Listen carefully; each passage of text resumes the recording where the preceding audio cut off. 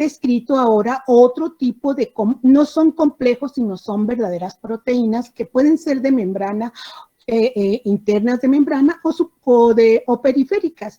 Y estas se les llaman como elementos alternos. Y estos elementos alternos pueden ser sobre todo deshidrogenasas, las NADH deshidrogenasas que pueden alimentar la cadena de transporte de electrones. Y eso no es raro, porque en las bacterias existen todas las deshidrogenasas que pueden tener los microorganismos y que no están participando en reacciones de oxidorreducción. Entonces, mandan todos sus electrones o lo que pueden de sus electrones hacia la cadena de transporte de electrones. Los hongos y las levaduras todavía más pueden tener una oxidasa alterna. ¿Y qué significa eso? Si ustedes se fijan, una cadena normal de electrones implica el complejo 1, el 3 y el 4. No estamos hablando del 2, generalmente lo saltamos porque ese es el camino recto, como quien dice, que sufren los electrones desde el NADH, de tal forma que hay algunos organismos como los hongos y las levaduras que carecen de este complejo 4 y a su vez van a tener una oxidasa alterna. Acuérdense que estas son las oxidasas terminales, ¿sí? Así reciben su nombre. Puede ser la citocromo A3 oxidasa. Ellos pueden tener una oxidasa alterna que es resistente a los inhibidores. Ahora ya sabemos que todos estos complejos no se encuentran como los pintamos aquí aquí en el pizarrón o en la diapositiva. Ahora sabemos que ellos se pueden asociar y se pueden asociar, dado que son proteínas de membrana, pueden generar asociaciones y esas asociaciones se les conocen como respirosomas. Entonces, pueden estar asociados del complejo 1, el 3 y el 4. Vean cómo están. Y a veces puede haber dos complejos, uno o generalmente el complejo 1 nada más siempre es uno, pero los 3 que son más chiquitos pueden repetir. Entonces, pueden haber asociaciones de todos ellos complejos para que estén mucho más cerca y sea mucho más eficiente el bombeo de protones para que la ATPasa sintasa pueda funcionar mejor.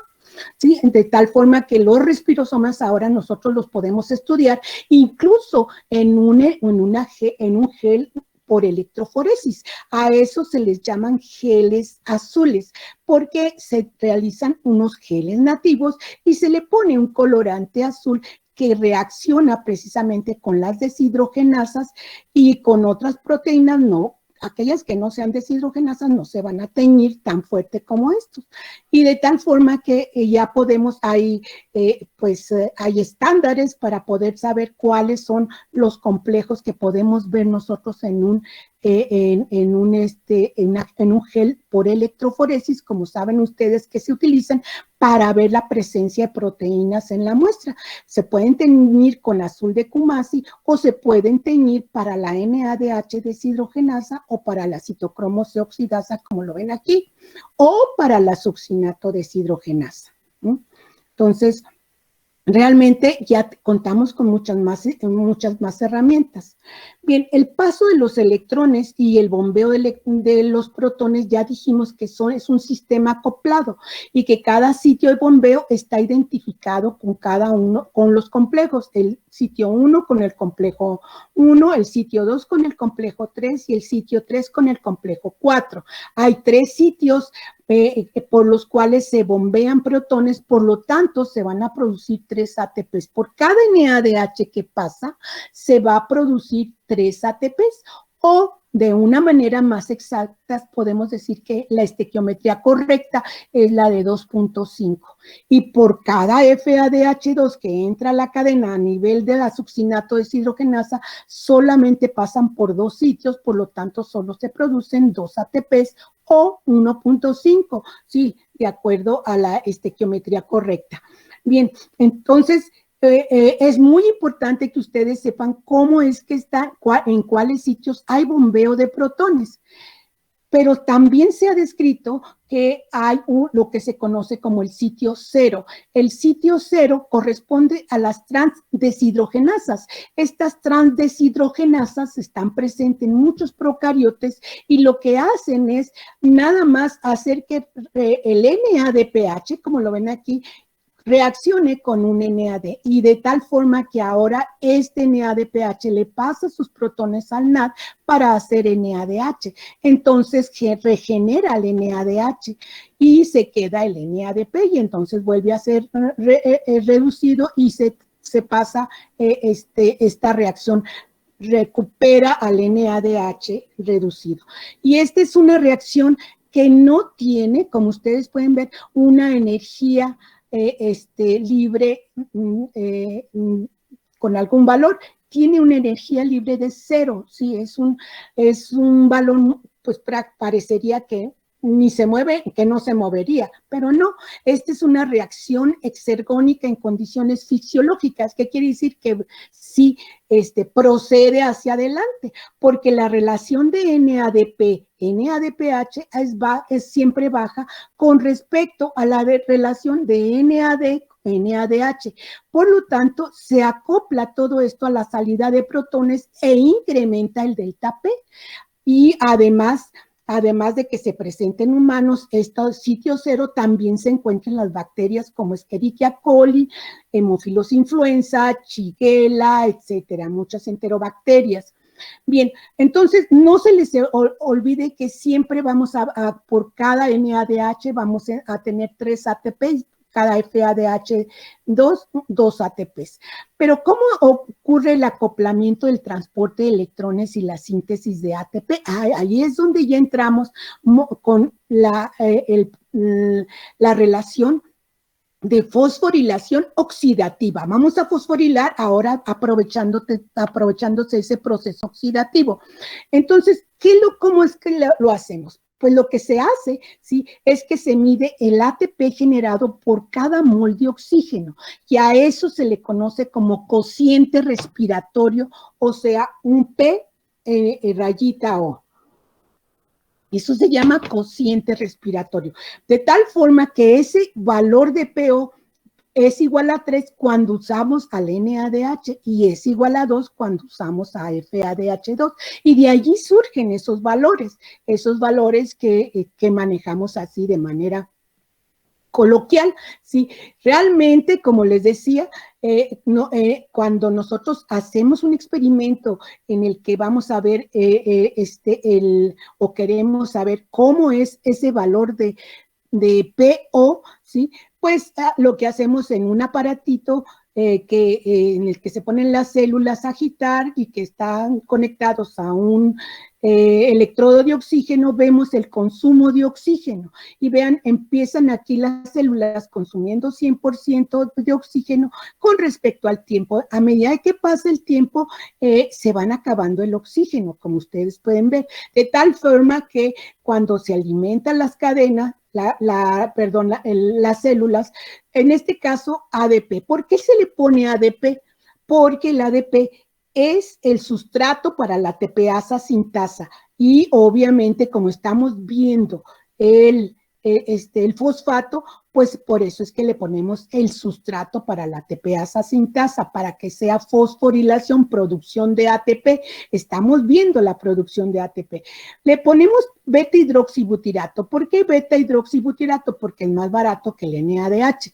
Y también aquí en la reacción del beta hidroxibutirato, que es un ácido graso, hay una enzima que va a producir NADH y alimenta entonces la cadena, de tal forma que ahora vemos cómo se empieza a gastar el oxígeno. Y cuando eso sucede, que entra el NADH proveniente de esta enzima y el ADP, vemos que hay un cociente respiratorio de 3.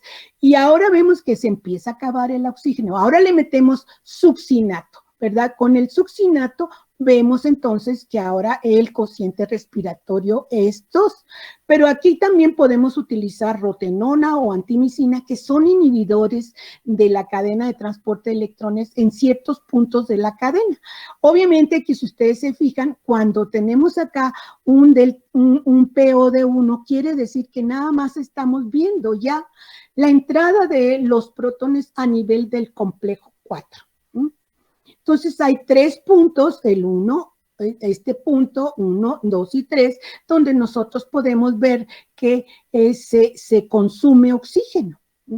Bien, hay otro tipo de valores que nos ayudan a interpretar el funcionamiento de la cadena de transporte de electrones y es el de protones translocados. Y este también se hace como una relación, un índice de relación entre los protones con respecto al gasto de oxígeno. Y este valor se va a obtener administrando precisamente a las células oxígeno, ¿sí? O también podemos hablar de mitocondrias, si se tienen, ¿sí? Y entonces vamos a ver que el flujo de los protones, se mide el flujo de los protones con un electrodo de pH, es muy simple, y vemos que eso nos da un valor de 10. Entonces, eso quiere decir que se requieren entre 4 o 3 protones para que se produzca un ATP, y esta relación proviene precisamente de la relación de 10 entre 4 es igual a 2.5 o 9 entre 3 igual a 3. Es lo mismo, sí, si hubiera. Porque si ustedes se fijan aquí, hay 4 protones que se bombearon, 4 protones que se bombearon, 2 protones que se bombearon. Entonces son 4 más 4, 8 más 2, 10. 10, sí, pero la TPasa sintasa utiliza 4 protones para producir un ATP, entonces podemos decir que son 10 entre 4 igual a 2.5.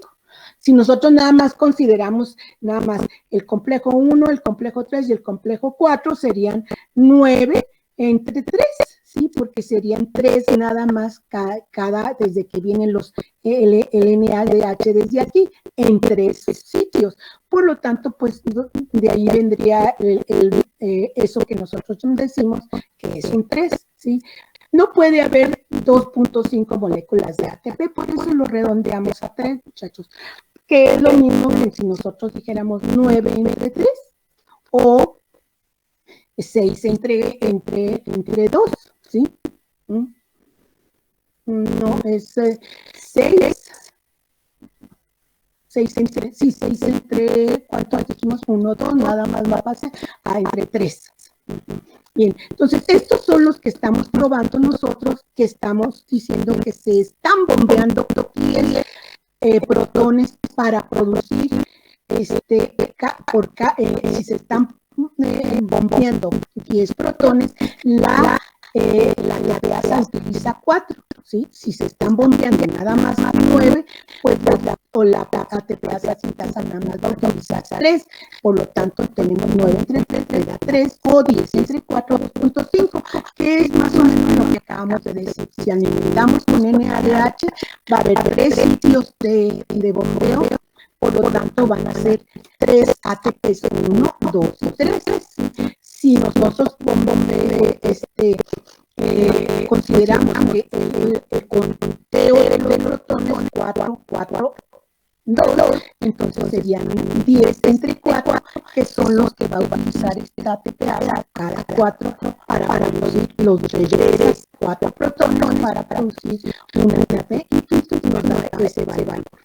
Bien, como ya saben, se puede medir muy fácilmente esto, tanto el índice de protones translocados, que acuérdense que vamos a manejar el valor de 10, 4, 4, 10, vamos a manejar este valor, y el valor de 4 que se regresa por la TPasa sintasa. Entonces, como ya saben, se puede medir. También se utilizan inhibidores de la cadena de transporte de electrones. Y hay varios tipos de inhibidores que los podemos agrupar como los inhibidores mismos de la cadena de transporte de electrones, los desacantes y los inhibidores de la TPasa sintasa. Entonces, todos estos van a actuar sobre la fosforilación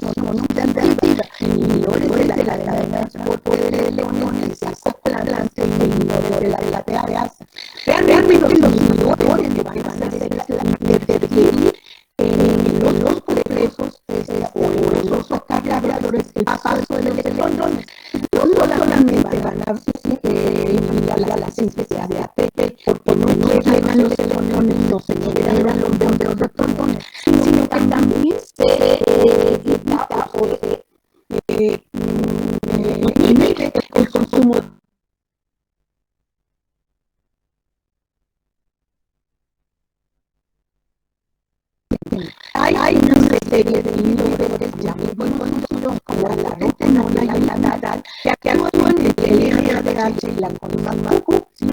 También está la piezina que inhibe también la NADH desintokinasa, otros como sea la angicisina que inhibe el paso de los electrones del citocromo B al citocromo C, ¿sí?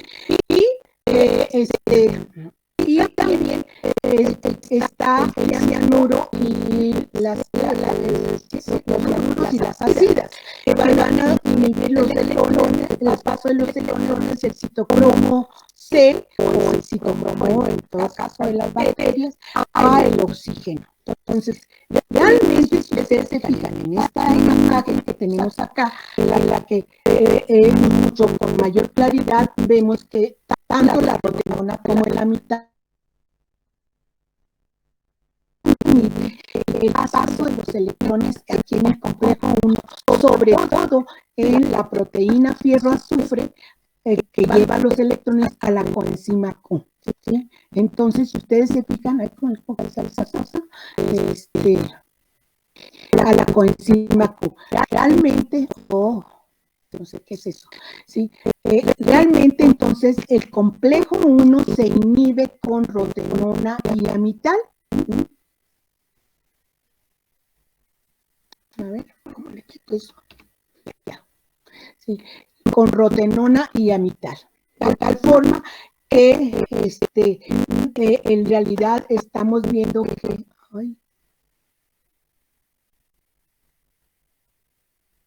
electrones realmente están que se están inhibiendo entre las proteínas fierro-azufre a la coenzima Q. Y aquí lo tengo señalado para que ustedes vean precisamente cómo se inhibe los electrones aquí. Cuando nosotros trabajamos y queremos ver si efectivamente se están tenemos inhibido con rotenona y amital en este punto del complejo 1, podemos utilizar aceptores de electrones artificiales como el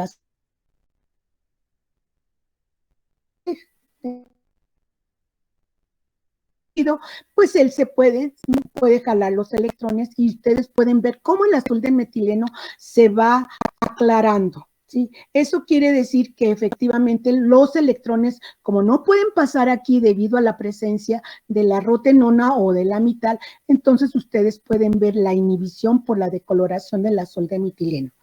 Ahora, supongamos que se utiliza antimicina, que es un antibiótico, ¿sí? Entonces, los electrones viajan hasta el complejo 3, ¿sí? Y en este punto, los electrones, la antimicina, perdón, bloquea el paso entre el citocromo B y el citocromo C1, de tal forma que, como ustedes pueden ver, aquí ya no pasan electrones hacia adelante, por lo tanto, ustedes pueden utilizar ahora en este entorno 2,6-diclorofenol, indofenol. Entonces, vean ustedes que los aceptores artificiales, mucho ojo, porque esto es pregunta de examen, ¿sí? Los aceptores artificiales los podemos utilizar el azul de metileno para ver el paso de los electrones en el complejo 1. En el complejo 3, que está inhibido con antimicina, podemos utilizar diclorofenol e indofenol. Si nosotros ahora utilizamos estos otros inhibidores, que serían el cianuro, el monóxido de carbono, estos van a inhibir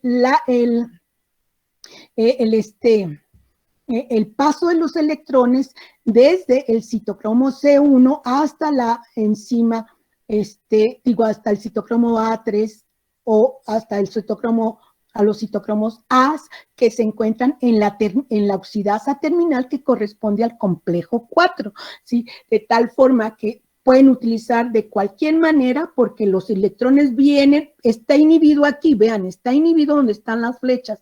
Entonces pueden utilizar tanto tetrametil ortofenil, tetrametil parafenildiamina, o ferricianuro. Eso quiere decir que vienen los electrones acá, pero como aquí ya no los puede recibir el complejo 4, entonces ustedes pueden medir esos electrones desviándolos a estos aceptores de electrones artificiales. Y esos son los que se utilizan de manera experimental en el laboratorio, ¿ok? Bueno, obviamente que cuando vienen los inhibidores, no dejan pasar los electrones hacia los demás complejos. Por lo tanto, cuando ustedes utilizan rotenona, obviamente que el complejo 1 se queda reducido. Vean ustedes, todo lo que es azul es reducido, todo lo que es en rosa está oxidado. ¿Por qué? Porque no han pasado los electrones.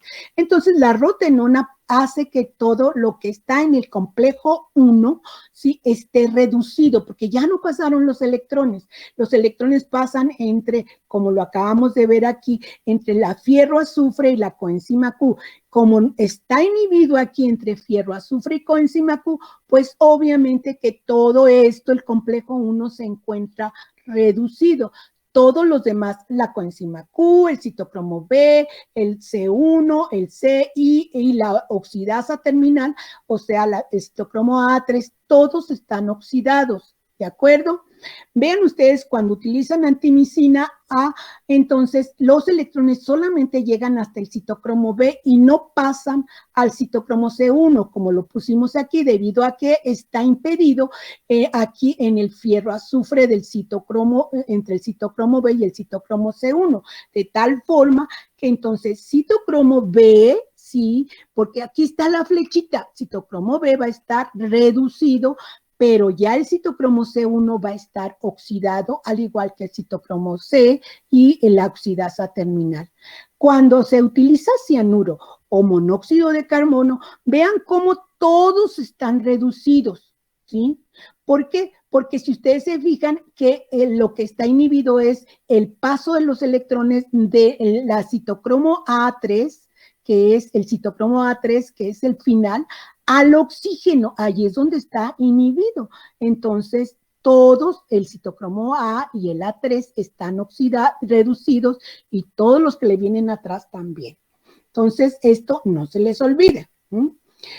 Nosotros podemos medir experimentalmente la respiración, como les mencionaba, ¿sí?, utilizando todos estos inhibidores, y cada vez que ponemos los inhibidores se para la respiración y luego lo volvemos a echar a andar, en este caso cuando ya vienen a este nivel con el succinato ya y el FAD, y otra vez empieza a respirar. Vean cómo las pendientes de estas dos son muy parecidas. Entonces, le echamos la antimicina. ¿Dónde va? Ah, pues ya van más adelante en la cadena de transporte de electrones y le echamos aquí. Ya van los electrones hasta acá, de tal forma que entonces ahora le echamos la antimicina y otra vez se para la respiración. Para que ya a partir de este punto en el que estamos viendo nosotros que lo habíamos detenido con la antimicina, volvemos a alimentar la cadena de transporte de electrones, pero ya a este nivel, ¿sí? De tal, ¿por qué? Porque ya estamos muy abajo del consumo de oxígeno y podemos utilizar tetrametil parafenildiamina, dihidrocloruro y ascorbato, que son cualquiera de los dos, de lo que le llaman al el TMPD o un ascorbato. Y entonces ellos dan los electrones a esta parte última de la cadena. Y para estar seguros de que efectivamente pues ya pasó por aquí, ya pasó por acá, ya pasó por acá, pues ahora le echamos cianuro y vamos a ver que otra vez la respiración se detiene. Esto nos muestra precisamente que hay, ¿sí?, se detiene la respiración. ¿Sí? Entonces podemos ver que hay, cuando las células, cuando le adicionamos los inhibidores, las células dejan de respirar, ¿sí?, entre 2 y 3, 4 y 5. ¿Sí? Y entonces la velocidad del consumo de oxígeno se vuelve a restaurar cuando le echamos estos que están en verde, pues son los sustratos con los que estamos alimentando la cadena de transporte de electrones. Pero ahora vamos a revisar lo que significa el potencial redox. En el laboratorio les han de haber hablado sobre lo que es el potencial redox. Entonces, aquí tenemos que el potencial redox la capacidad que tiene una molécula para aceptar o ceder protones o electrones. ¿Sí? Entonces, lo que vamos a ver es que esto se obtiene, se calcula pues en condiciones de 1 molar de solutos a una presión de una atmósfera y pH de 7. Y se calcula más bien utilizando una media celda de hidrógeno y a la cual se le va a asignar el potencial 0 volts y vamos a tener que la agujita se nos va a poder ir hacia positivo o hacia negativo. En condiciones fisiológicas se mueve hacia el lado de menos 0.42 volts a pH de 7. Eso quiere decir que ese es el potencial redox de esa célula, ¿sí? Entonces, cuando nosotros tenemos un par de potencial redox, quiere decir que yo voy a tener un NAD, un oxidado y un reducido. Ese es el par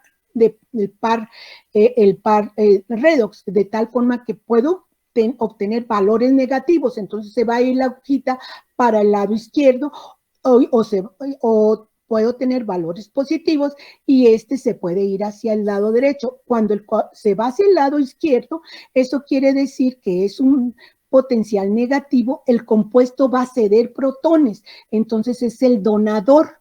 Entonces, díganme ustedes, ¿qué sería el NADH? ¿Un donador o un aceptor? Donador. Eso. Muy bien. Entonces, y los que aceptan electrones van a ser positivos. ¿Quién de todos de los que hemos visto en una cadena de transporte de electrones es un aceptor de protones? El oxígeno. El oxígeno. Entonces vean cómo el NADH va a tener ese par, NADH, un potencial negativo y el oxígeno va a tener un potencial positivo. Esto realmente nosotros lo podemos obtener precisamente de una media celda. Esto se conoce como una media celda, en el que podemos medir con un potenciómetro para dónde se mueve la agujita, para la izquierda o para la derecha, de lo que yo les estaba mencionando. Entonces, la oxidación lo podemos ahora definir como una reacción en la que se pierden los electrones y una reducción es en la que se van a ganar electrones, o sea, se dan los protones, pero se ganan los electrones. Y la oxidación es la que va a perder, vamos a ver que en una reacción de el que se oxida, pues va a, cuando se está oxidando el NADH, pues va a perder los electrones. Cuando se está reduciendo el oxígeno, está ganando los electrones, ¿sí? Entonces, eso es lo que ustedes tienen que considerar básicamente en los pares de redox, como se expresan en tablas como estas. Aquí tenemos una tabla de todos los potenciales redox de los acarreadores de una cadena de transporte de electrones y vean cómo los citocromos tienen valores positivos. Aquí no le ponen el más porque se sobreentiende. Solo los que tienen valores negativos se les marca.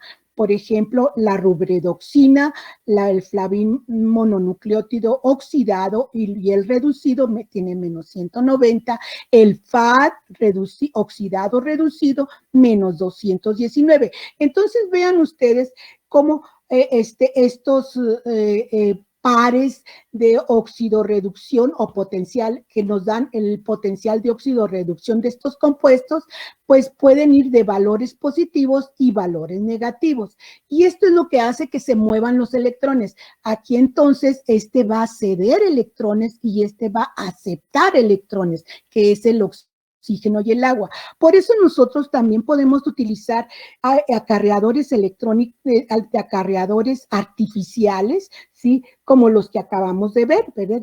El azul de metileno, el metosulfato de fenacina, la toluidina, todos ellos tienen potenciales redox positivos. En cambio, el metil biológico, el bencil biológico, el rojo neutro, todos ellos tienen potenciales negativos, ¿sí? El potencial redox se debe de considerar se debe de hacer en condiciones fisiológicas. Eso es lo que nos indica podemos medir un potencial redox normal, pero este sería un químico. Cuando hablamos de fisiología, siempre le ponemos, o sea, de la célula, le ponemos una comita a estos términos físico-químicos, porque así nos indica que estamos hablando de la célula.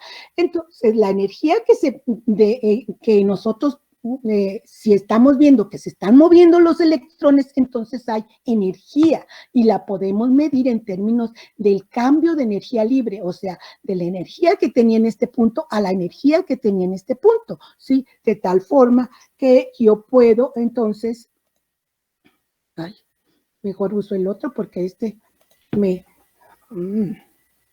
entonces yo puedo utilizar el delta G. Si yo tengo, entonces, que tengo un punto desde aquí y yo quiero ir hasta acá, entonces yo puedo medir la energía necesaria para llegar de este punto al otro y ese sería la energía de Gibbs, ¿sí? La energía de Gibbs, pero como es en la célula le pongo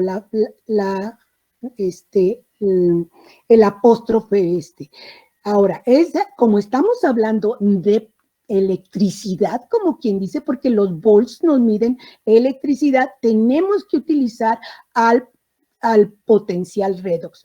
Como esto es una diferencia, también tiene que ser una diferencia.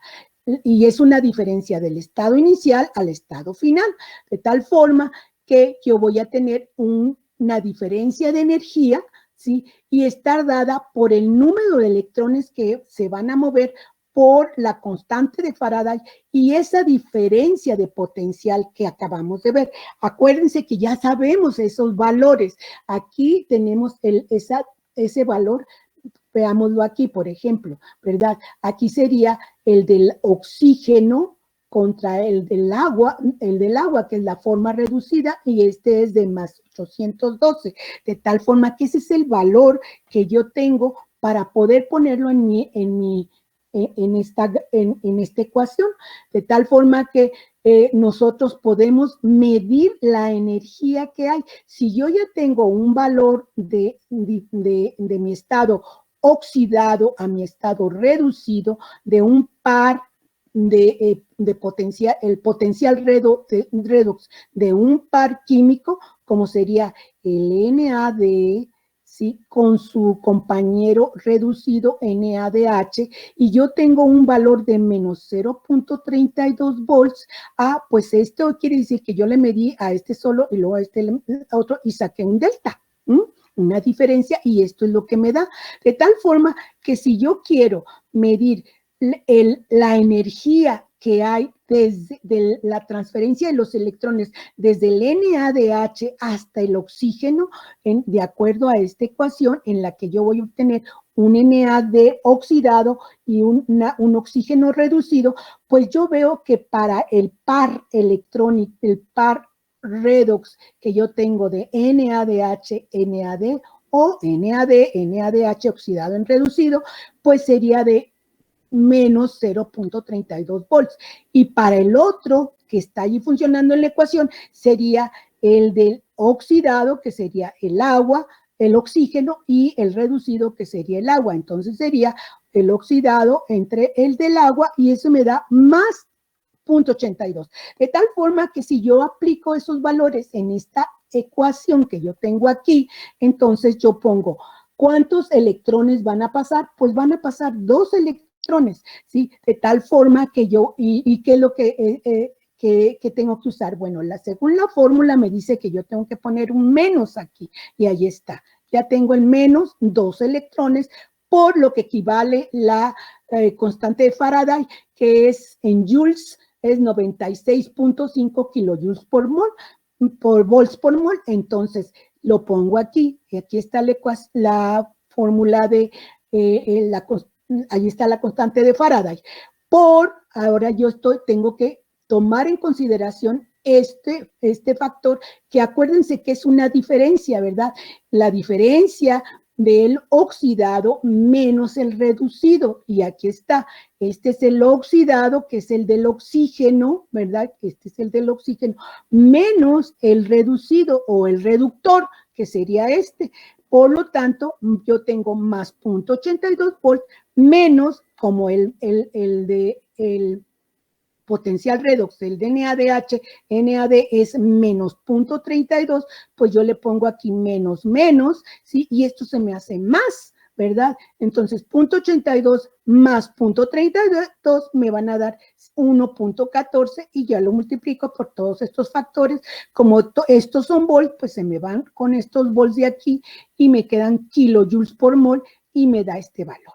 Si yo hago la operación, me va a dar un menos 220 kilojoules por mol. Entonces, como ustedes pueden ver, podemos medir esa energía y esa es la energía que nosotros vemos, si es, qué tan, vamos a ver que la energía va de valores muy altos a valores bajos de energía y que los electrones se mueven de valores de potencial negativo a valores de potencial positivo. ¿Sí? Y es por eso que fluyen los electrones. Vean ustedes cómo si yo tengo 2 electrones y estos son negativos, este está menos negativo que este de arriba, entonces lo va a jalar. Esto es 0, pues está más positivo que este menos 2 y los va a jalar. Estos que estén a esta altura, pues van a seguir jalando los electrones. Entonces vean cómo el flujo de los electrones va de valores de potencial negativos a valores de potencial positivo. Entonces, eso es lo que hace que se muevan los electrones en la cadena de transporte de electrones. De tal forma que ustedes pueden calcular a cualquier nivel. Pueden calcular a nivel del NADH, desde que entre el NADH en el complejo 1 hasta el complejo 4. De tal forma que lo único que tenemos que saber es cuáles son los sustratos. Por ejemplo, yo puedo calcular eso, ya ahorita lo hicimos desde aquí hasta acá, ¿verdad? Pero yo puedo calcular nada más desde el complejo 2, desde aquí, ¿sí? Hasta el oxígeno. ¿Por qué? Porque yo sé cuánto es del fumarato y del succinato, cuál es ese. Como yo alimento con fumarato y con succinato, entonces yo tengo un potencial para el fumarato succinato de más 0.03 volts. Y el de oxígeno, pues ya me lo sé, que es 0.82 positivos, pero vean cómo de todas maneras este es menos positivo que este es más positivo. Entonces los electrones tienen que ir hacia acá, al más positivo. O sea, hace que esto prácticamente es más negativo. Y otra vez aplico la misma fórmula, menos 2 por 96. Aquí podríamos poner 96.40, igual que allá, 96.487 por, ¿sí? 0.82. Fíjense cómo ahora 0.82 ya no tengo, como este es valor positivo, pues yo ya no tengo el paréntesis aquí para hacerlo menos. Es 0.82 el estado final menos el estado inicial, o sea, 0.82 menos 0.03 y lo que me sale de allí lo multiplico por todo esto y como está todo esto negativo, pues me sale menos 152.45 kilojoules por mol. ¿Qué nos está diciendo este negativo? Que eso es una reacción exotérmica, lo cual implica que la caída de los electrones es exotérmica y por eso siempre se va a dar. Entonces, cada vez que la energía que estamos viendo ahí que se está liberando al paso de los electrones, no se libera de un solo paso en muchas, durante el paso de los electrones, sino que nosotros podemos ver que se puede liberar en cada paso donde se bombea. Entonces, la energía libre de los 3 pasos, entonces se captura en forma de gradiente de protones transmembranal. Por eso cada vez que pasan los electrones por el complejo 1, se libera energía y esa energía sirve para bombear los protones y allí hay un acoplamiento y así sucesivamente, como lo vimos que hay 3 hitos de acoplamiento y entonces esta energía que ya entendieron, que ustedes vieron que se está generando energía al paso de los electrones, ese es el que se combina para formar un gradiente electroquímico de protones, ¿sí?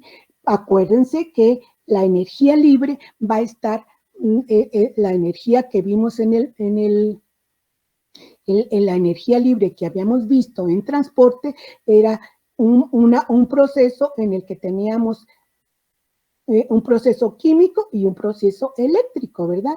Y estos dos se sumaban de tal forma que esa energía es la que nosotros vamos a llamar un delta P ahora en la cadena de transporte de electrones, ¿de acuerdo? Bueno, entonces, ahora, si ustedes se acuerdan lo que vimos entonces durante el estudio del bombeo del transporte, cuando hay bombeo de protones, así, cuando hay protones, cuando hacemos pasar una carga de un lado a otro, entonces estamos generando, ¿sí?, un gradiente químico. Entonces aquí estamos generando un gradiente químico y eso sería un gradiente de pH, lo que estamos generando. Pero ya vimos que hay una energía que se está generando por el paso de los electrones. Entonces hay una energía química propiamente dicha y esta energía química que estamos viendo que se está generando al formarse ese gradiente de protones, pues eso se le llama delta P. Y ese delta P es el potencial, ya habíamos dicho, es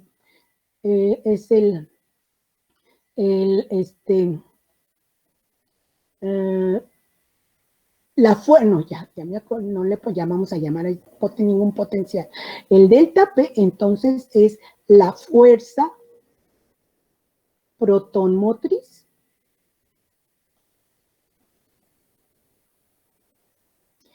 ¿Por qué? Porque está formándose un gradiente de pH, ¿sí?, al pasar los protones de un lado a otro. Entonces, a estos protones se están acumulando aquí, ¿sí?, se están acumulando acá afuera. Entonces, hay un aumento de concentración de protones y hay un cambio, ¿sí?, o un gradiente de pH, de tal forma que la energía que nosotros habíamos dicho que era NRT, sí, aquí está, sí, que la energía que se estaba generando era RT, logaritmo natural de la concentración de cada de esos iones, más un componente de tipo eléctrico que contemplaba a la carga, la constante de Faraday y la diferencia de potencial a un lado u otro de la membrana. ¿De dónde vino todo este entendimiento de cómo cómo estamos entendiendo ahora en la actualidad la energía como delta P en una cadena de transporte de electrones? Pues fue gracias a la teoría quimiosmótica de Mitchell. La teoría quimiosmótica de Mitchell habla de que en realidad hay una diferencia en la concentración de protones y esto hace que de ahí se pueda obtener energía para las reacciones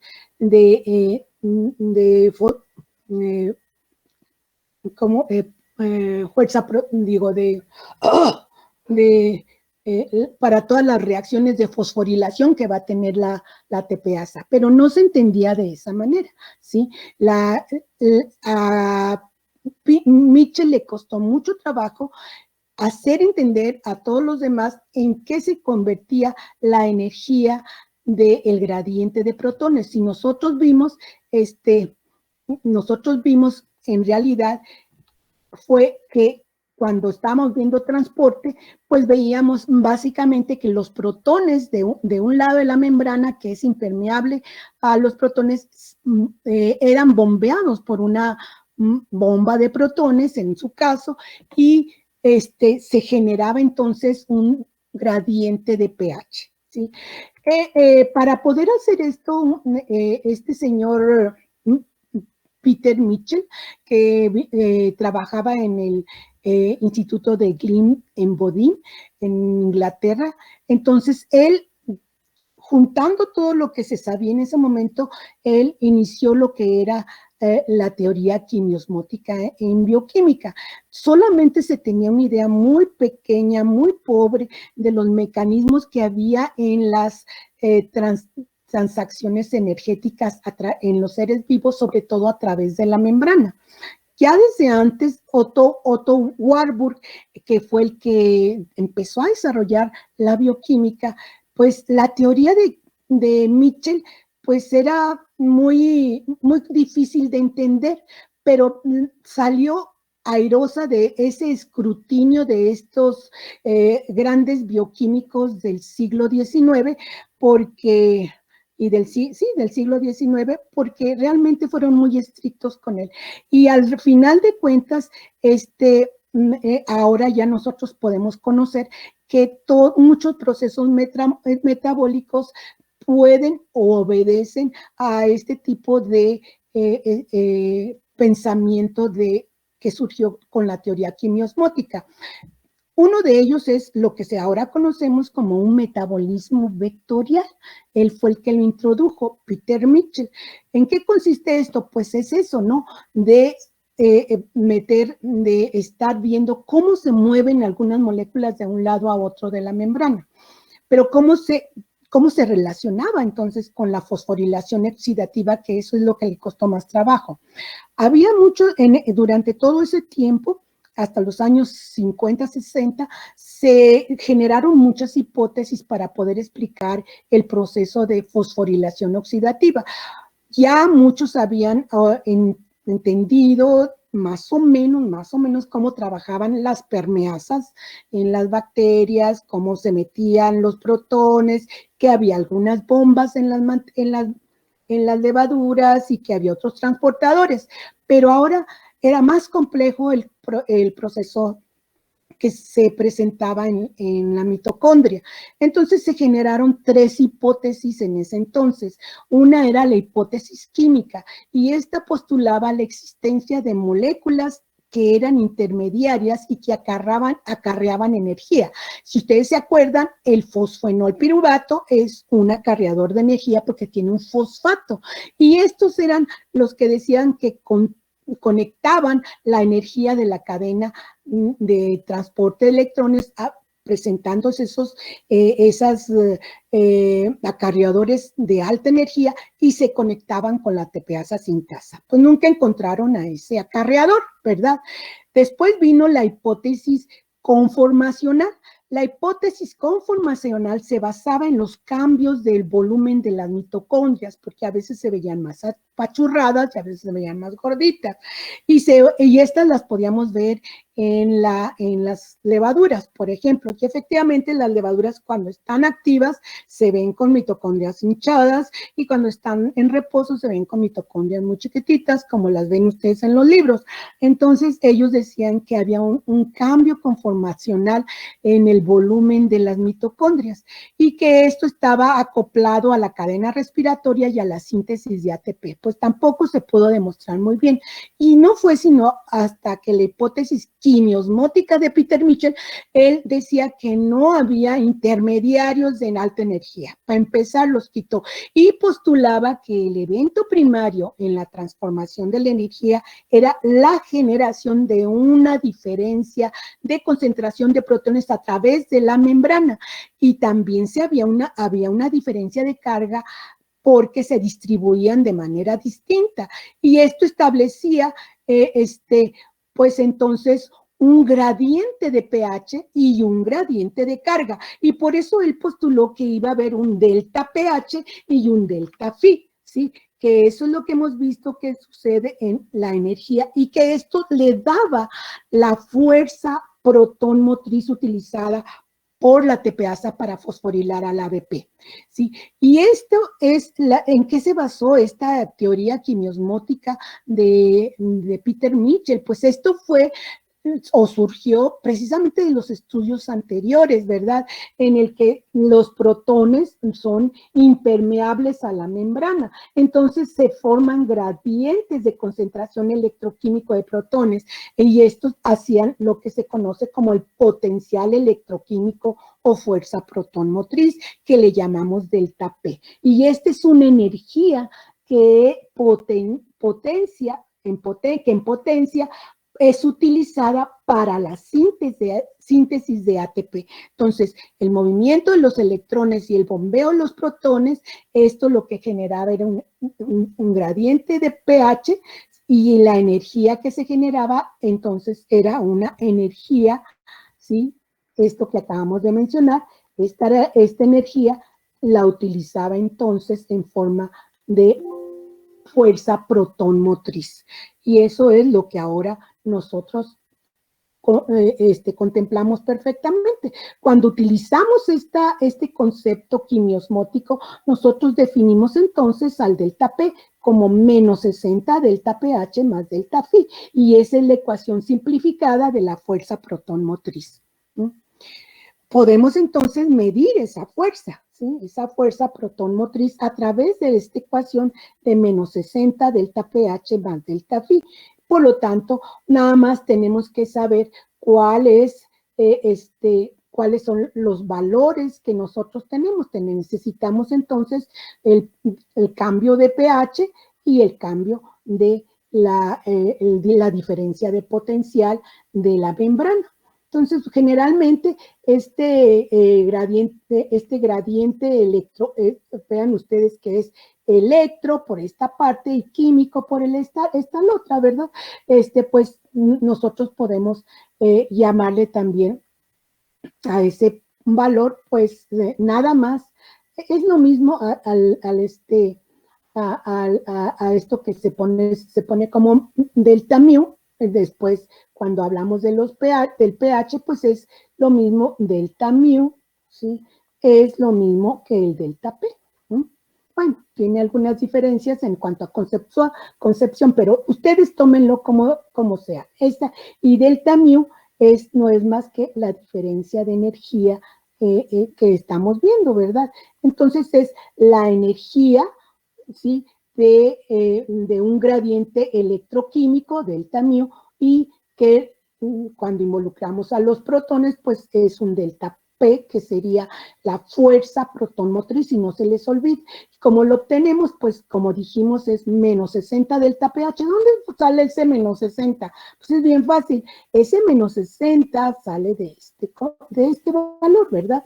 Si ustedes me multiplican 2.3 por RT, acuérdense que esto es constante y esto también, la temperatura en la célula, pues se considera constante.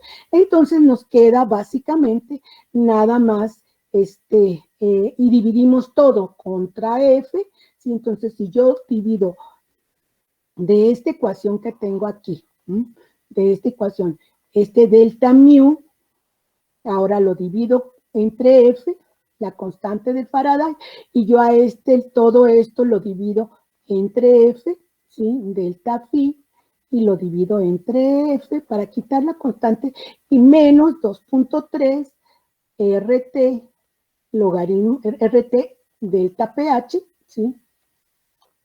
Delta pH, pues obviamente esto me da un valor de 60, esto se va, ¿sí?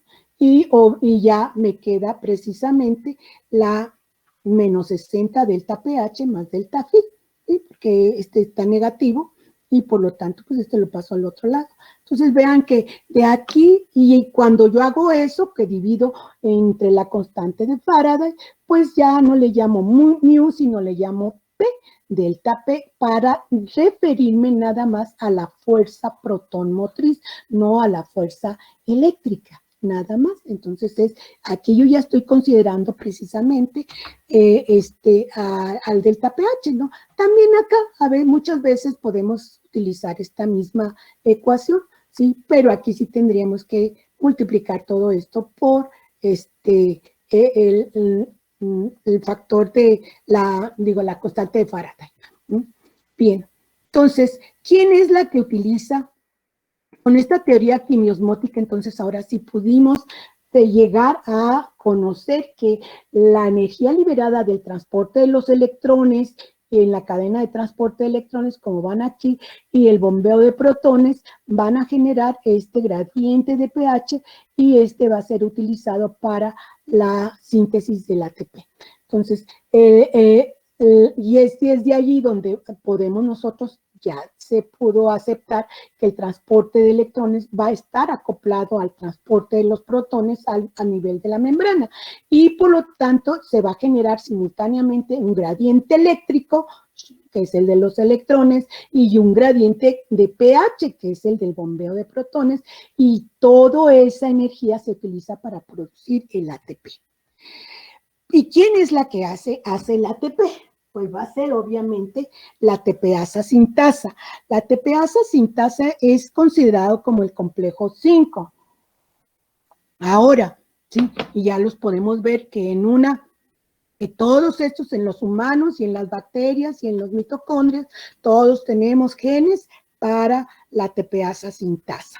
La tepeasa sintasa es una proteína muy grande que está compuesta de dos subunidades, de dos fracciones, no subunidades, fracciones, la fracción 1 y la fracción O. No quiere decir que sea la fracción 0 y la fracción 1, no. Esto es porque se dice que es sensible a oligomicina y es la primera que se conoció, de tal forma que entonces va a haber dos fracciones, ¿sí? Son las dos que vamos a estudiar. Entonces, la tepeasa está formada por, aquí lo ven, la fracción 1, la fracción 1 que está aquí, y la fracción 0, ¿sí? O la fracción no. Vean cómo la fracción 1 es prácticamente fuera de la membrana toda ella. Y la fracción O, toda se encuentra embebida en la membrana. La parte que está embebida en la membrana es la que va a contener el canal por donde va a pasar el protón. Vean cómo los protones van a venir. Vienen de acá los protones, ¿verdad? Y se van a meter precisamente por aquí. Y esto va a rotar de tal forma que se pegan a cada una de estas sí son subunidades, ¿sí? Entonces se pega a cada subunidad, cuando van rotando, pasan por este túnel y van a ser llevados, ¿sí? Hacia el otro extremo, pero van a mover todo esto que sería algo así como un tope, de tal forma que esta ruedita va a girar en un sentido. Al ir girando, pues va a generar cambio conformacional y esa energía de regreso del cambio conformacional es la que va a ser utilizado para la fosforilación del ADP. Entonces, aquí en la FO ocurre el paso de los protones y aquí en la F1 ocurre la síntesis del ATP. Vean cómo los protones, como les decía, van a pasar por aquí y van a salir hacia el otro lado de la membrana, pero se pegan en cada una de estas y se forma entonces un canal por donde pasa el protón en la FO, ¿sí? Esta es entonces la FO y acá tenemos la F1, esta es la de Escherichia coli. Realmente entonces vamos a ver que hay dos partes, dos fracciones funcionales. Una que incluye el canal por donde pasa el protón y tiene cerca de 9 a 14 subunidades de tipo C. Vean cuáles son las subunidades que contiene la fracción membranal, pues tiene a la proteína, tiene subunidades A, tiene subunidades B y tiene subunidades C. La más abundante es la C, siempre abunda más porque es la que forma el canal por donde pasa el protón. En la parte de la fracción 1, que es donde se une el ADP y se produce el ATP, solamente vamos a tener aquí en la fracción 1, vamos a tener 3 moléculas o tres subunidades de tipo, aquí son, la F1, ahora van a ser 3 subunidades de tipo alfa, ¿sí? 3 subunidades de tipo beta, que serían 1, 2, 3, es una que está atrás, y vamos a tener una subunidad gamma, que es como el tallo por donde están adheridos estas otras A3 y B3, y una delta, que está acá en esta posición, que es como un retén o un tope, y una épsilon, ¿sí? La épsilon también se encuentra por acá para no permitir que dé una vuelta completa toda la fracción de la fracción 1, todas las subunidades pues, de la fracción 1. Entonces, realmente la estructura de la fracción 1, la de F1, pues va a tener una rotación, ¿sí? Básicamente para que pueda entonces presentar varios sitios para la unión del ADP y la liberación del ATP. Ay, ¿cómo se me olvidan las palabras? Bien, entonces, vean cómo en la subunidad gamma, que es en la fracción F1, pues es la que va a conectar precisamente a la FO y a el anillo que forma las 3 subunidades alfa beta de la fracción F1. A medida que empiezan a salir los protones, entonces el anillo empieza a girar y se hace que esa subunidad gamma también se cambie con su conformación. Esto ya fue muy bien estudiado ahora que ya en el tiempo que se inició la biología molecular, pues los japoneses pudieron expresar toda una tepeasa de Escherichia coli y la pegaron a una laminilla de vidrio a través de unos residuos de histidina pegados en sus subunidades alfa o beta, eso se puede hacer. Y entonces, ¿con qué fin lo hicieron? Pues lo que hicieron era para demostrar que efectivamente la F1 va a moverse, tiene un movimiento que nos puede permitir ahora sí conocer cómo es que al moverse se produce el ATP. Entonces, para la síntesis del ATP, el mecanismo de síntesis para la ATPasa sintasa se puede definir o concentrar en 3 movimientos, ¿verdad? La translocación, la catálisis de formación y el acoplamiento de la disipación del gradiente. Entonces, cuando hay el primer movimiento, va a ser en la translocación de los protones y esto lo va a realizar la fracción FO. La catálisis de formación del enlace del ADP al fosfato para la formación del ATP, pues lo usa la F1 y debe de haber un acoplamiento de la disipación del gradiente de protones, o sea, todos los que están entrando con la síntesis de ATP. Entonces, esto requiere que las 2 fracciones funcionen de manera acoplada, ¿sí? Entonces, para ello se ha dado entonces, para poder conocer el mecanismo de la síntesis de ATP, entonces lo que se hizo fue, vean ustedes cómo tenemos aquí a las subunidades alfa, beta, alfa, beta, alfa, beta. Acuérdense que las subunidades siempre vienen así, ¿verdad? Como alfa, alfa, beta, alfa, beta, alfa, beta. Entonces vienen juntitas. Entonces para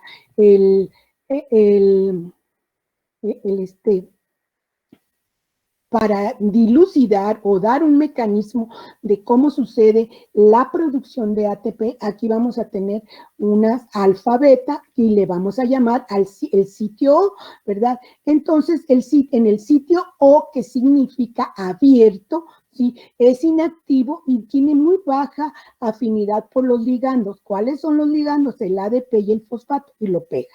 Entonces viene entonces la entrada de un protón y ¿qué es lo que le pasa? Pues se va a hacer más accesible, más unido, más bien, y se convierte en un estado L o le llaman L o suelto, luz, ¿sí? Cualquiera de, sí, como vienen, son siglas en inglés, pues le llamamos suelto, luz, ¿sí? Entonces, primero, abierto el estado de alfa, aquí está la alfa beta, ¿verdad? Entonces, se abre para que entre el sustrato, que es el ADP y el fosfato, se une allí de una manera laxa, no muy dura.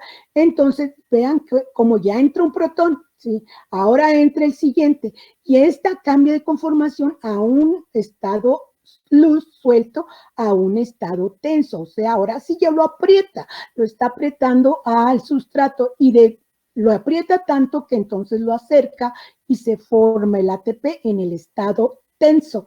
Vuelve a entrar otro protón y ¿qué es lo que hace? Vean cuántos protones han. 1, 2, 3, ¿verdad? Van 3 protones que están entrando y en ese momento, pues, sale el ATP y se recupera el estado abierto.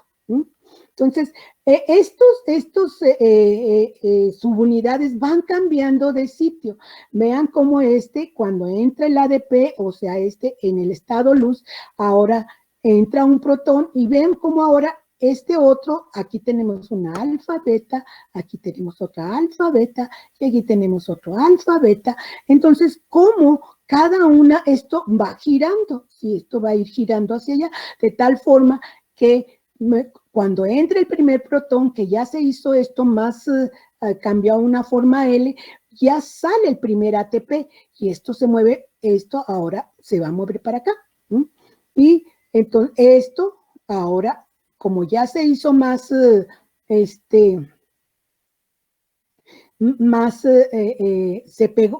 formó el ATP, entonces se mueve y se convierte en ATP. Ahora tiene que moverse para acá y se tiene que mover hacia acá y ahora ya tenemos a este ADP más fosfato en que se convirtió en un estado abierto, puede aceptar ahora esto y ya los va a tener así. Y así se van moviendo continuamente, ¿sí?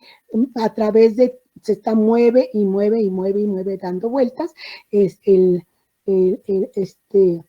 Ahora, no quiero que se vayan con esa idea de que está dando vueltas y gire, y gire, y gire. No, es que entra y lo regresa, entra y regresa. ¿Por qué? Porque al final de cuentas, ¿sí?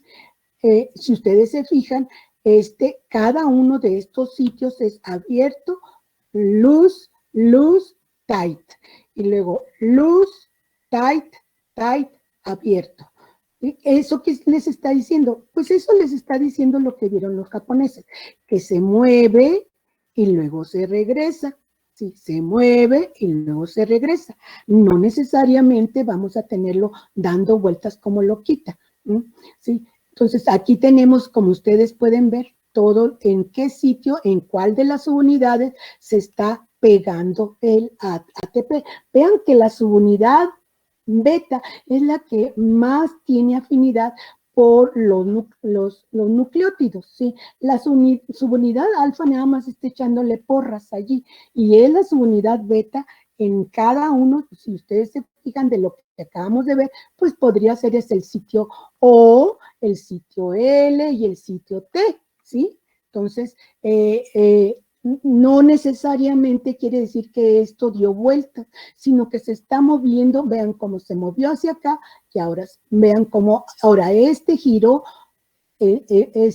beta, sí, giró hacia acá, y ahora regresa a su posición inicial. Entonces, no necesariamente da si ustedes se fijan aquí en las figuritas, no da una vuelta digamos que da como una vuelta que se retuerce y regresa, retuerce y regresa. Bien, entonces también hay inhibidores de la ATPasa sintasa, y estos inhibidores de la ATPasa sintasa son 2 principalmente. La oligomicina, por eso se llama FO, porque en un principio nada más, ¿quién era la FO? Pues la FO era precisamente la que estaba en la membrana. Si ustedes agarran unas mitocondrias y no las tratan bien, lo primero que sale volando todas estas subunidades o esta fracción y se quedaban con la FO que estaba en la membrana, esta no tenía para dónde arrancar, por eso, y esta vieron que era la que se inhibía con oligomicina, entonces de tal forma que se llama FO por la oligomicina que la inhibe. O entonces la oligomicina lo que va a hacer es inhibir el paso de los protones, ¿sí? Al igual que la diciclohexilcarbonimida, que se conoce como DCCD, que también bloquea el flujo de protones a través de la FO. ¿Sí? Y lo que hace el diciclohexilcarbonimida, hace unas redes espantosas y bloquea, hace como que ya no le permite moverse. Es como un gran candado. ¿Y por qué? Porque hay muchos residuos en esos canales, en ese canal de aspartico, y los asparticos con el diciclohexilcarbonimida se pegan, ¿sí? Entonces, al pegarse este de aquí con este de acá, pues ya forman entonces redes que impiden el movimiento. Entonces, ¿por qué? Porque hay asparticos en los sitios del canal y ya no permite, y al reaccionar con la diciclohexilcarbonimida ya no permite su movimiento. Entonces se bloquea el flujo de protones a través de eso. De tal forma que ya se tienen muy bien conocidas cuáles son los inhibidores, tanto de la transferencia de los electrones, como el cianuro, el monóxido de carbono, ya los vimos ahorita. Y para la inhibición de la ATPasa sintasa, pues tenemos a la oligomicina, a la aurobentina y al DCCD, ¿sí? Entonces, todas ellas van a ser inhibidores de la ATPasa sintasa, ¿sí? Estos, aurobencina, oligomicina y venturicina, actúan igual. Ellos van a inhibir sobre todo oligomicina y venturicina, inhiben a la FO, y la aurobertina, pues, y el DCMU, pues van a inhibir a la F1, pero en el sistema en el fotosistema 2 de los microorganismos fotosintéticos. Pero si ustedes se fijan, aquí tenemos ya al DCCD, al FCCP y hasta allí, porque estos son de nitrofenol, que inhiben entonces también a el paso de los electrones y a la subunidad C, si vean que actúan sobre la subunidad C de la FO. Hay otros que también actúan sobre la cadena, la fosforilación oxidativa, y es el dinitrofenol, que es y el FCCP, ¿sí? Que son acarreadores hidrofóbicos de protones. Y estos dos, pues, son considerados como desacoplantes, ¿sí? Los otros, pues, ya no los vamos a revisar porque nada, nomás quiero que vean eso. Todos estos inhibidores se utilizan en estudios de respiración y para ver, si queremos ver que nuestras células respiran, pues volvemos a ver el oxígeno consumido con respecto al tiempo y pues le echamos el sustrato que va a ser, acuérdense, el sustrato de la cadena de transporte de la fosforilación oxidativa, ¿sí? Fíjense, a ver, si yo digo el sustrato de la cadena de transporte de electrones, ¿quién sería, muchachos?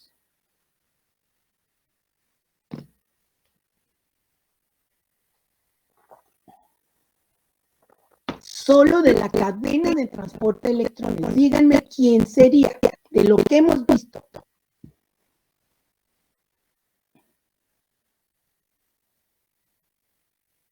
No están entendiendo, ¿eh? ¿Con qué alimentan a la cadena de transporte de electrones, muchachos? Ya se fueron todos. A ver. Cuando menos déjenme saber si están respirando. Aquí estamos. Pues siempre me contestas tú, Edith, y tú, niña. Pero a ver los demás, a ver, ¿quién dice? ¿Cuál es el sustrato de la cadena de transporte electrónico? Es el NADH. Bien. Ahora sí entendieron. ¿Y quién más? En la práctica, no. Sustratar. ¿Qué práctica hicieron? Es el succinato, muchachos, porque el succinato lo que va a hacer es darle los protones y los electrones al FAT, pero ese FAT está pegado en la succinato de citoquinas. No está suelto.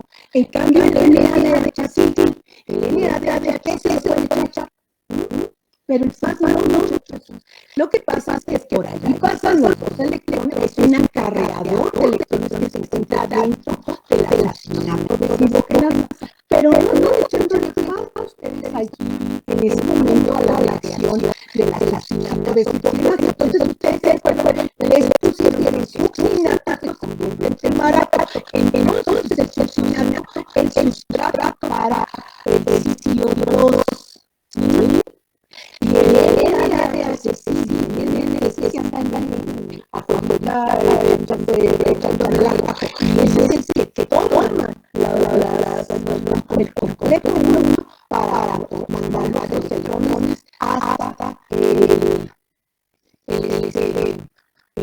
¿cómo se llama? El oxígeno. Entonces, muchachos. Tienen que entender la cadena como será su cara, muchachos.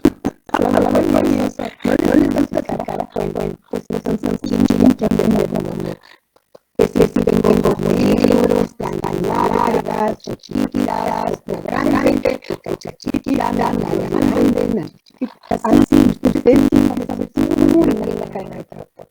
Entonces, vean cómo yo estoy, bueno, entonces yo puedo, este es la plata de la cadena, pero si yo quiero ver el consumo de oxígeno, entonces tengo, porque no estoy viendo el consumo del NADH, yo estoy la respuesta a NADH para ver el consumo del NADH. No, estoy poniendo oxígeno consumido. Si yo pongo oxígeno como sustrato, entonces, ¿qué es lo que yo estoy midiendo? Oxígeno, bueno, me trato a decir. Y el ADP y el fosfato. ¿Qué estoy viendo aquí? La relación que. A ver, Laura, ¿me la están adivinando? Además, ¿qué relación estoy midiendo? Si yo pongo ADP más fosfato, y oxígeno consumido, ¿qué es? Ya estoy viendo el fosfato aquí. Le voy a poner ADP más fosfato. Pues esa es la relación PO, muchachos. ¿Cómo dijimos que era esto? Cociente respiratorio. ¿Sí? Y el cociente respiratorio mejor que se debe de presentar en una fosforilación oxidativa, en una célula que está respirando, es 3.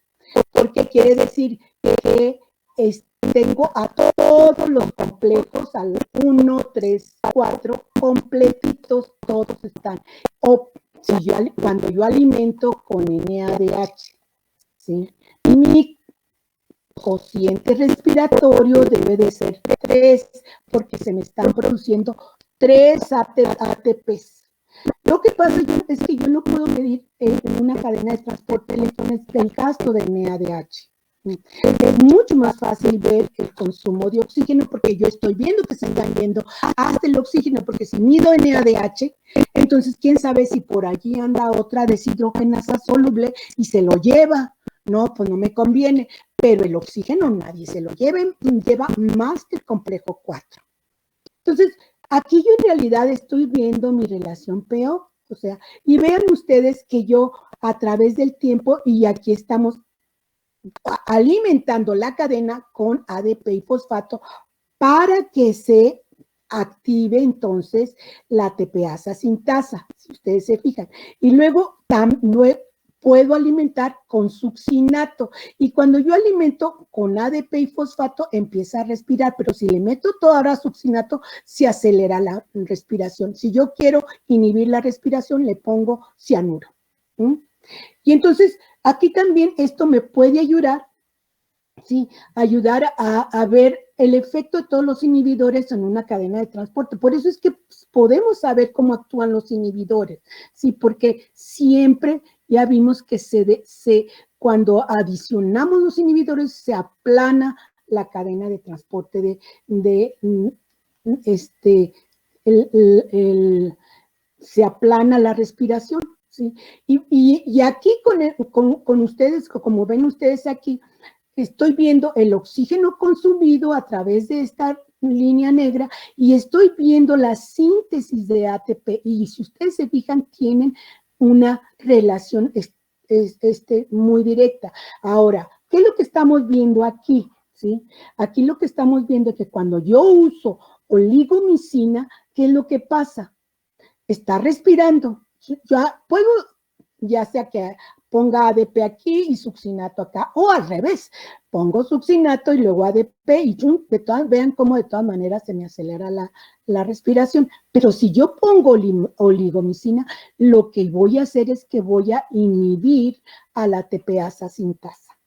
Y si ahora yo dejo que esto siga procediendo, siguen pasando los electrones aquí, pero ahora le adiciono dinitrofenol, entonces se me empieza a acelerar la respiración. ¿Pero qué le pasó a la producción de ATP?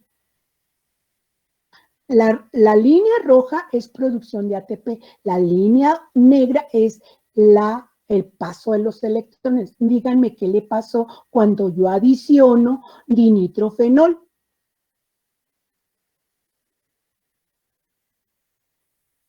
Vean, muchachos, vean la gráfica. ¿No saben leer la gráfica? Sí, ¿verdad?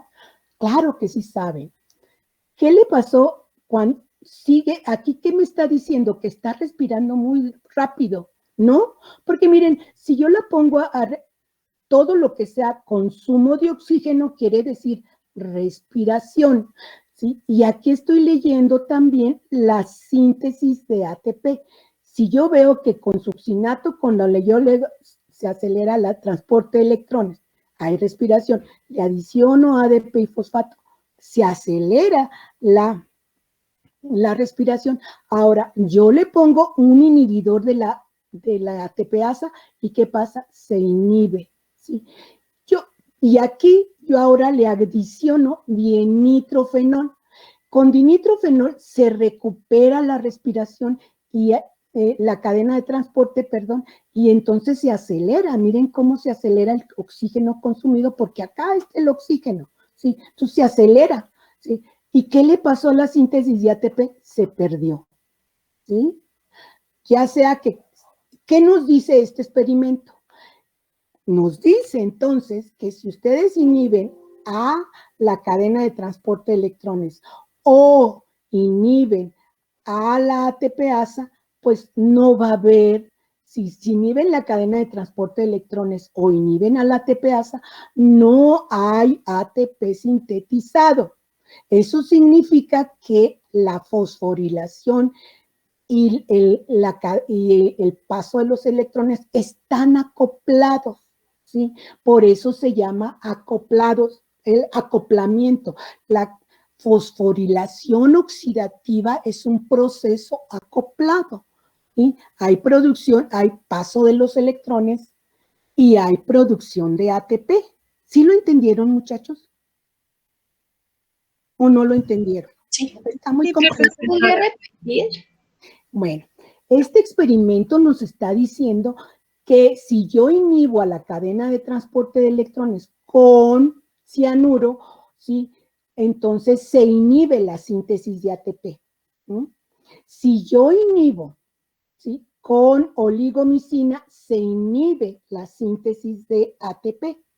Si yo utilizo un desacoplante, aquí también, el desacoplante me inhibe la síntesis de ATP, aunque no la cadena de transporte de electrones. o sea, el consumo de oxígeno, porque estamos midiendo a la cadena de transporte de electrones por el consumo de oxígeno, ya que todos los electrones van hasta el oxígeno. ¿Sí lo vieron? ¿Lo están entendiendo así, muchachos?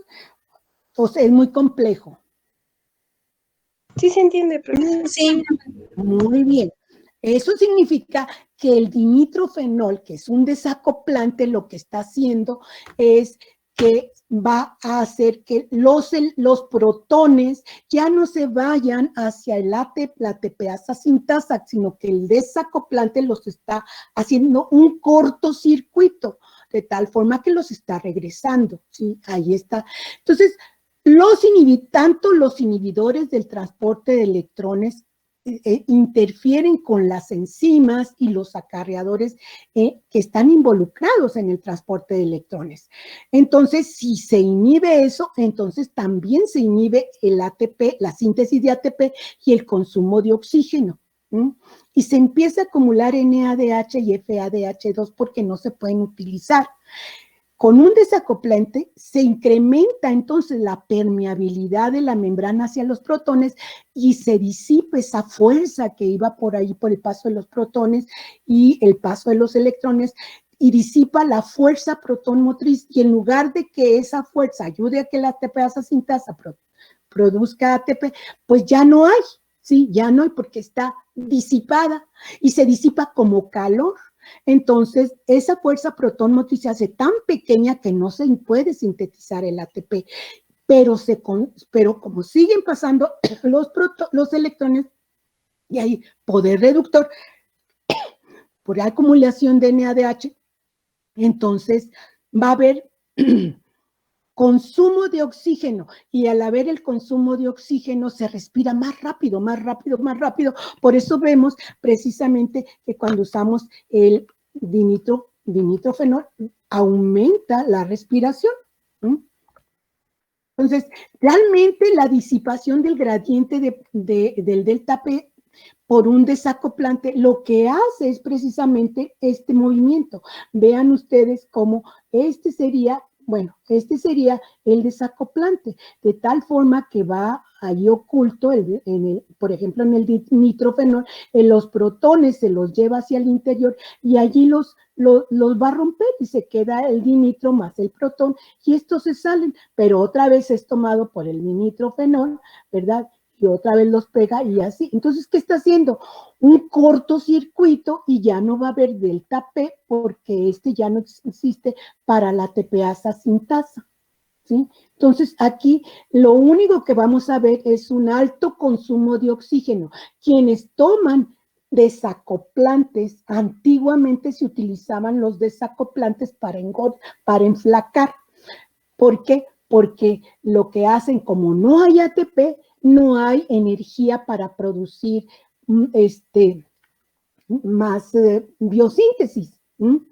Y lo único que hacía esto era consumir mucho oxígeno y al consumirse mucho oxígeno se perdía toda esa energía en forma de, pues, como había mucha energía aquí en las membranas de las células, pues entonces venían el agua para enfriar a las células. ¿Y qué era lo que hacía? Pues las personas que tomaban dinitrofenol para bajar de peso, sí bajaban de peso, porque disminuían el metabolismo. Y al disminuir su metabolismo, pues ya no iban a tener problemas de estar sintetizando grasas, por ejemplo. Y todo lo quemaban como consumo de oxígeno por este circuito que estamos viendo que hacía el dinitrofenol, de tal forma que no los desacoplantes pues son muy peligrosos. ¿Por qué? Porque lo que están haciendo es no permitiendo la formación de ATP para procesos metabólicos y además aumentan la temperatura porque las células siguen pasando los electrones hacia el oxígeno, ¿sí? Pero los protones se los está llevando el dinitrofenol, ¿sí? Entonces ya no hay protones, este camino para la ATPasa sintasa se elimina, aumenta la respiración y disminuye la formación de ATP, por lo tanto no hay biosíntesis, energía para biosíntesis. Entonces, esto, pues sí, aparentemente funcionaba muy bien en esos tiempos, pero se vio que empezaron a hacer problemas, les daban infartos al miocardio a las personas que hacían eso porque les colapsaba sus células cardíacas. Entonces, es muy importante la acción de estos ionóforos realmente, porque pues lo que hacen es que van a cargar esos protones que ven ustedes en rojo hacia el interior de la mitocondria o de la célula y disipan el gradiente de los protones, de tal forma que ya no va a haber energía para la ATPasa. También hacen lo mismo los ionóforos, rompen, hacen un cortocircuito en la fosforilación oxidativa también, porque pasan cargas positivas, las cargas positivas ya no continúan su camino y entonces hay un colapso de la energía.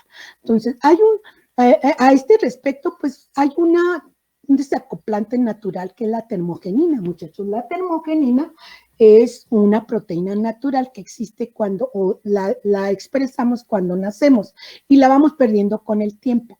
¿Para qué nos sirve la termogenina, que es esta proteína que está acá mero abajo? ¿Sí?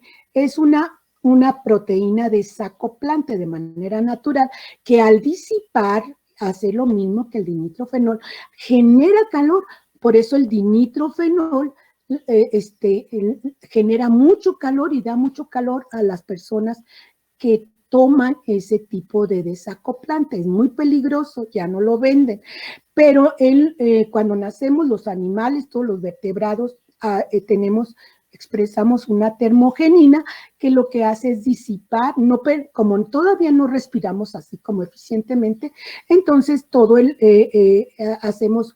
aparece esta proteína desacoplante que nos permite generar calor y mantenernos calientitos, al menos durante un tiempo para no morirnos. Por eso los animales no se mueren, nacen rápidamente y allí andan en la calle, allí rápidamente están afuera y no se mueren porque tienen una proteína desacoplante muy efectiva. Nosotros cuando nacemos, el funcionamiento de esa proteína desacoplante puede durar hasta 3 días o una semana, pero se expresa mucho más cuando acabamos de nacer y eso ayuda a que el bebé no se muera por cambios de temperatura fuertes. Si hay mucho frío, pues sí se muere, pobrecito. Bueno, ¿cómo se regula la ruta productoras de ATP? Pues muchachos, pues todo eso. Ya sé que ya nomás quedan 6 minutos. Pues es a través de la producción de NADH y de ATP, ¿sí? Entonces esas son son lo que lo va a regular, y la disponibilidad del ADP, porque es el sustrato de la ATPasa, escríbanlo, porque si no se les va a olvidar. ¿Quién es el sustrato de la ATPasa sintasa? El ADP más el fosfato, ¿ok? Esos son sus sustratos. Ok, entonces con esto terminamos esto y el día del examen yo les voy a dar 1 hora de lo que sería la clase de respiración anaerobia, pero eso se los voy a mandar en un cuestionario que me lo tienen que subir para calificárselos junto con su examen que vamos a hacer. Son 2 capítulos, muchachos, no es mucho, ¿sí? Así es de que, por favor, muchachos, pónganse a estudiar, ¿sale? Entonces ya pueden irse y pues